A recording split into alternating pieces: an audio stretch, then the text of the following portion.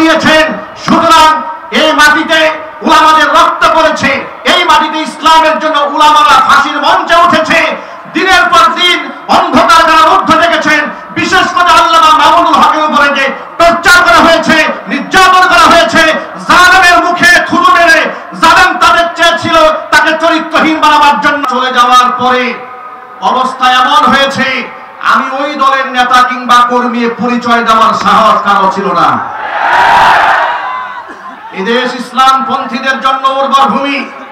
তার বড় প্রমাণ হচ্ছে বিগত জীবনে যারা এই মাঠে রাজনীতির প্রোগ্রাম করেছেন, এমন গণজমায়েত করতে গেলে লাখ লাখ কোটি কোটি টাকা খরচ করেও এর তারা 50 ভাগের 1 ভাগ লোক জমা করতে পারে নাই। ভাড়াটিয়া, কুলি মজুর, ঠেলাওয়ালা, দিন মজুর কিংবা রাস্তায় টুকা এবং সন্ত্রাস গুন্ডা বাহিনী দিয়ে রাজপথে মিছিল করিয়ে নিজেদের জনপ্রিয়তা প্রমাণ করার চেষ্টা করানো হয়েছে। বাংলাদেশ ইসলামের জন্য উর্বর ভূমি। তার বড় প্রমাণ হচ্ছে আজকে রাজবাড়ির এই মাঠে গাজীপুর জেলা এবং পার্শ্ববর্তী এলাকার টুকাই লোকেরা কিংবা সন্ত্রাস গুন্ডা চান্দাবাজ লোকেরা আসে নাই। জেলার শ্রেষ্ঠ সন্তান উলামারা বিনা টাকা খরচ করে, বরং নিজের পকেটে টাকা খরচ করে প্রমাণ করে নিয়েছে এ মাটি ইসলামের জন্য উর্বর ঘাঁটি।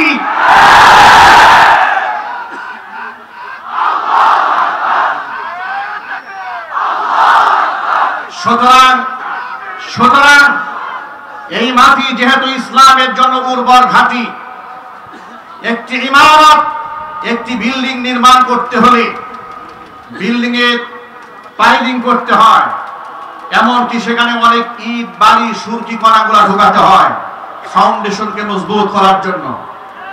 এই দেশে ইসলামের খেলাফত, দ্বীনের ঝান্ডা, দ্বীনের পতাকা এই মাটিতে উড্ডীন করার জন্য বিগত জীবনে এদেশের উলামায়ে কেরাম রক্ত দিয়েছেন 90-এ, রক্ত দিয়েছেন 5 মে, রক্ত দিয়েছেন 5 আগস্টে, শাপলা চত্বরে এদেশের উলামারা রক্তের বন্যা বইয়ে দিয়েছিলেন আল্লাহর নবী সাল্লাল্লাহু আলাইহি ওয়াসাল্লামের সংগ্রাম রক্ষা করার আন্দোলনে।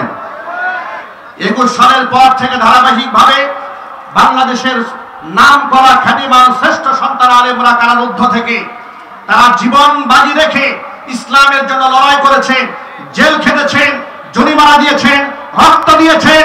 সুতরাং এই মাটিতে উলামাদের রক্ত পড়েছে, এই মাটিতে ইসলামের জন্য উলামারা ফাঁসির মঞ্চে উঠেছে, দিনের পর দিন অন্ধকার কারারুদ্ধ দেখেছেন। বিশেষ করে আল্লামা মামুনুল হকের উপরে যে টর্চার করা হয়েছে, নির্যাতন করা হয়েছে, জালেমের মুখে থুতু মেরে জালেম তাদের চেয়েছিল তাকে চরিত্রহীন বানাবার জন্য, এ জাতি তাদের কথাকে থুতু মেরে নিক্ষেপ করেছে। আব্দুল্লাহ মামুনুল হক যেখানে যাচ্ছে গণজোয়ার সৃষ্টি হচ্ছে।